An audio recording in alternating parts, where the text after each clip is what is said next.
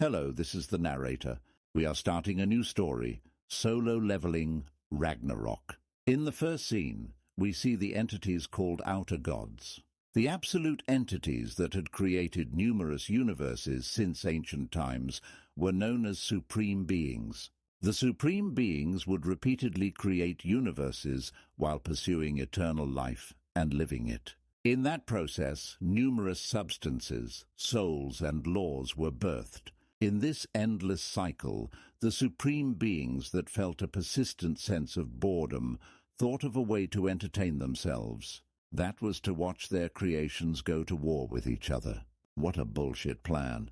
They were just selfish bastards who enjoyed the pains and suffering of lesser beings. To the supreme beings, the destruction caused by the creations seemed interesting.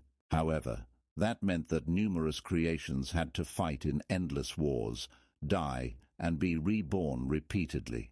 That was a necessary event to appease the boredom of the supreme beings. While all that was taking place, something happened. A supreme being who was observing the endless wars was killed by his own creation. When the supreme beings from other dimensions found out about that, they gathered in one spot to observe the world that had lost its master. What an unethical act. To be precise, the death of a fellow supreme being, and the fact that he was killed by his own creation. The other supreme beings did not care about that. They all had the same thought going in their head. That was the first to claim an ownerless power, the world, and become its master. In the next scene, we see a high school building, and in the class, Sung Suho is telling his classmates that he got into the National University of Arts. The classmates whom he was telling did not believe him at all. The guy with black hair was jealous that how could someone as unrefined as him get into an arts university? And the other guy was so depressed about his own circumstance that he had to repeat another year. Suho was proud of himself and happily said that he was finally free from his high school studies, which looked like hell to him. At that moment, someone came from the side and congratulated him and said he had heard that he got into an arts university. But the attitude he was showing was far from congratulations. He taunted Suho that he never knew he had such a talent and asked that since when he was so talented in drawing. Suho replied that he had come again and said his name wrong, Sangchul. Then the guy gritted his teeth and told Suho that it was not Sangchul, it was Lee Yunchul. But Suho made a face like whatever, like I care. The guy Yunchul was still not done with Suho, and because of him, his plan to take over the high school was ruined. But Suho countered that it was also thanks to him that he was able to graduate safely. The tension between them was increasing. The classmates noticed it. A girl with a bun whispered to the next girl that it was Lee Yunchul who was doing it again. They were about to graduate soon, but why he was acting so childishly? But the other girl commented that Yunchul should not harass the pitiful boy who had lost his parents, but still trying to smile as he lived on. That was pointed to Suho. He became serious. That Yunchul guy acted like a bully. He made a fist to attack him. But Suho dodged it and caught his head instead, and attacked his face with his knee. Suho advised him that they should live a quiet life until they graduate. But then he noticed that the guy was tough. He didn't even budge from the place he was standing. He laughed like what it was that didn't even hurt. Then he gathered all the power into his fist and attacked Suho with the menacing gaze. Luckily, Suho dodged it. The fist went straight to the locker. Suho was surprised by the power, and other classmates became nervous by the commotion.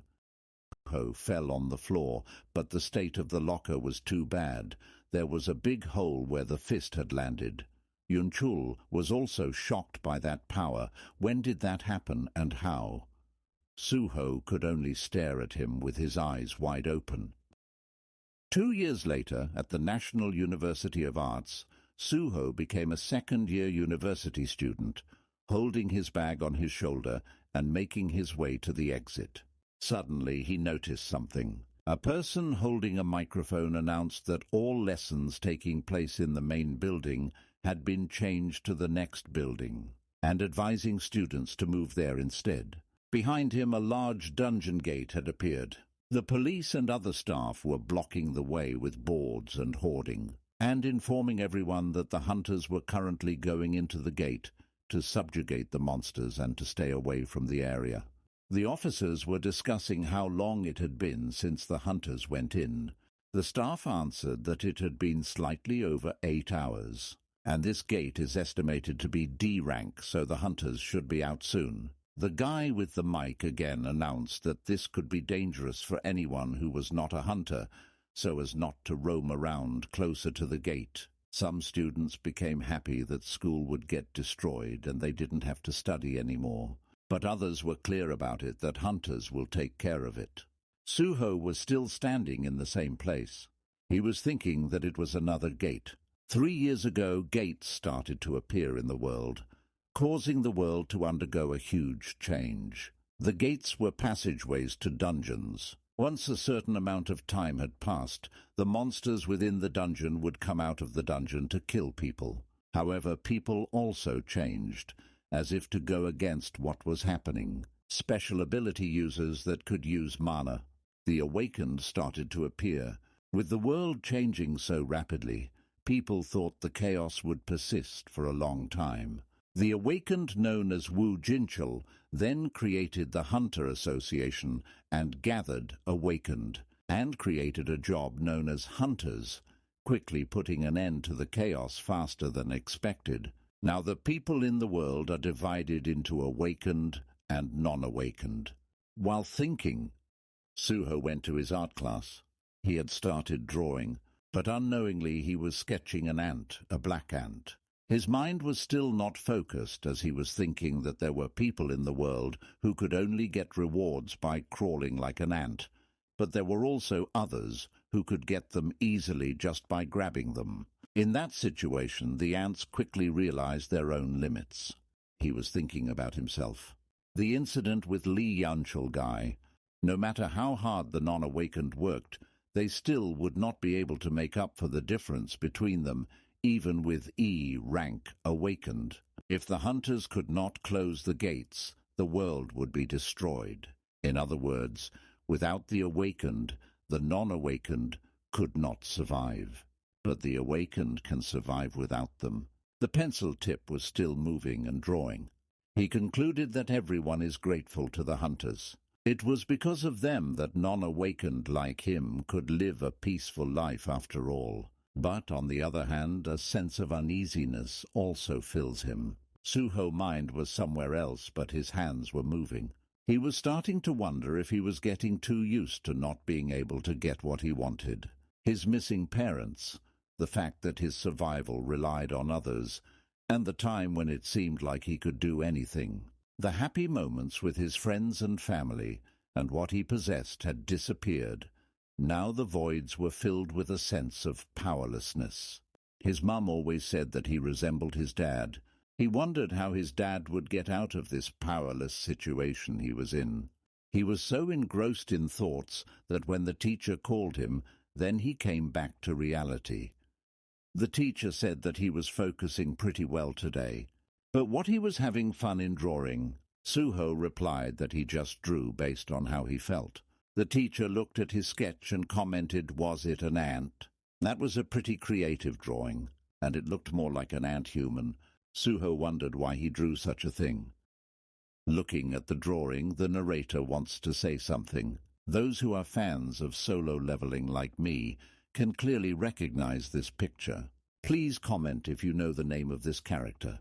And what is the relation he has with our little Suho? Now back to the story. At the newly opened dungeon gate, the hunters who went there to subjugate monsters were coming out. Everyone was quite relaxed, and they had succeeded in their raid. A staff complimented the hunter Kim. He reported that they had successfully completed the dungeon raid, and also had gathered information that needed to be reported to the Hunter Association. He informed that they had run into a new type of monster, a humanoid monster that could spew blue flames from its eyes and mouth. It attacked with its claws and fangs, but it didn't do much damage. Hunter Kim also reported that he got scratched by its attack a little, but nothing really happened. That monster could be nothing much. The staff said that it was definitely a monster that had not been spotted since the gate had appeared, and he was glad that it wasn't a dangerous monster, and he told Hunter Kim to submit a simple report on what happened in the raid. The scratch on the Hunter Kim's arm looked ordinary, but suddenly it spewed the same blue flame that he had reported earlier.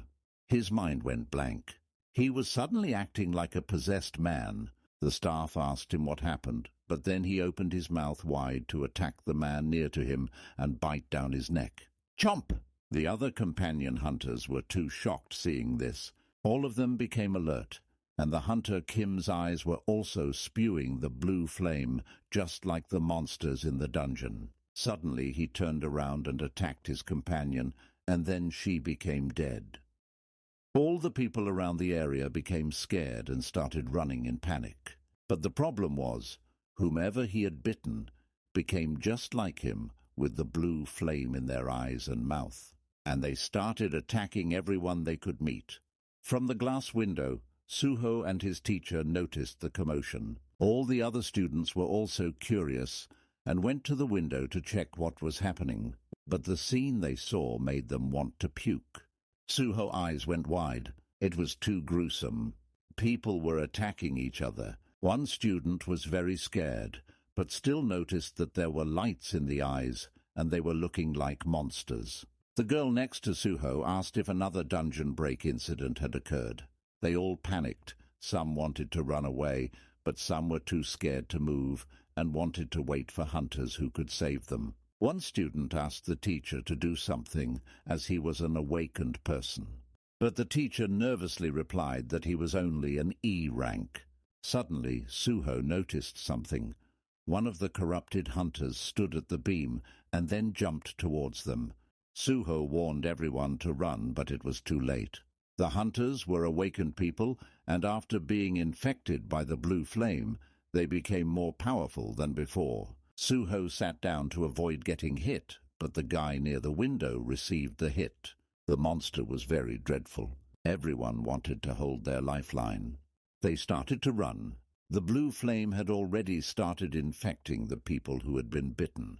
Suho gritted his teeth and also started to run towards the exit.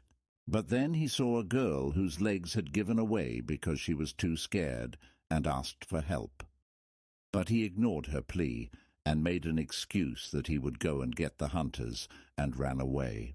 He was feeling ashamed that why did he say that he would go get the hunters? That was basically the same as asking her to die. But he was powerless. There was nothing a non-awakened like him could do. He was frustrated that even if he blamed his powerlessness, nothing would change. He reminded himself that he had to find something he could do. If his dad were there, what would he do? Suho remembers his father's silhouette and then his blurry eye. That monster saw the girl alone in the classroom. She was crying, holding a thin line of thread, which was her life. Any moment that monster was going to attack her. The blue flame became intense on the monster's face. He bared his fangs and ran towards the girl. The moment he reached the girl, Suho came back with a fire extinguisher and attacked him. It hit the monster's face, and he flew back a few steps. Suho understood the situation, that if his dad had been here, he would have made the same choice as him to protect the people around him. At that moment, a game-like window with a glitch started to appear. It had written something on it.